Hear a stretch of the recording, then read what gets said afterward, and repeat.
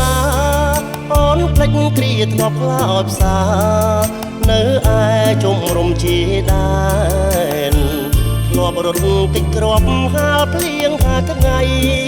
ជុំផ្សាយឥឡូវនេះអូនបានឆ្លងវង្វេងនឹងរូបប្រុសក្មេងភ្លេចគ្រាកំសត់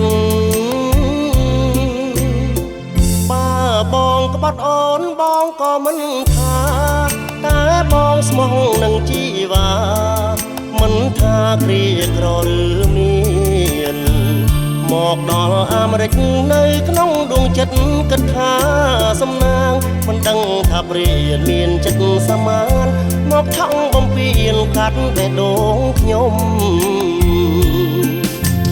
អូស្នេហ៍អើយអ្នកណាស្មានបានគិតថាស្នេហ៍បានសុខសាន្តស្ម័គ្រស្មោះអស់ពីហារតីសាងពីគ្រាក្រ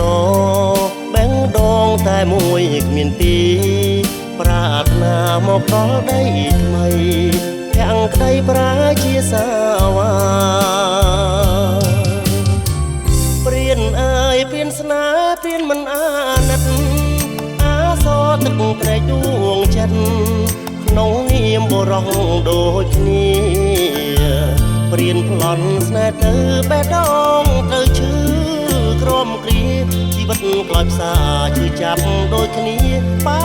ភរិយាក្បត់មានប្រុសថ្មី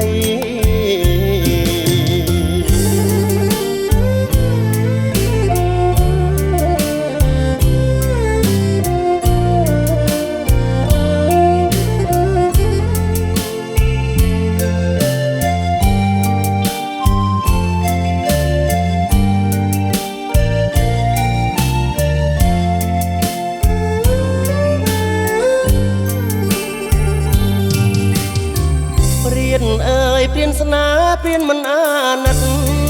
អាសរទឹកភ្នែកដួងចិត្តក្នុងនាមបុរសដូចគ្នាព្រានប្លន់ស្នេហ៍ទៅបេះដូងទៅឈឺក្រំគ្រាជីវិតខ្លោចផ្សាឈឺចាប់ដូចគ្នាបើភរិយាក្បត់មានប្រុសថ្មី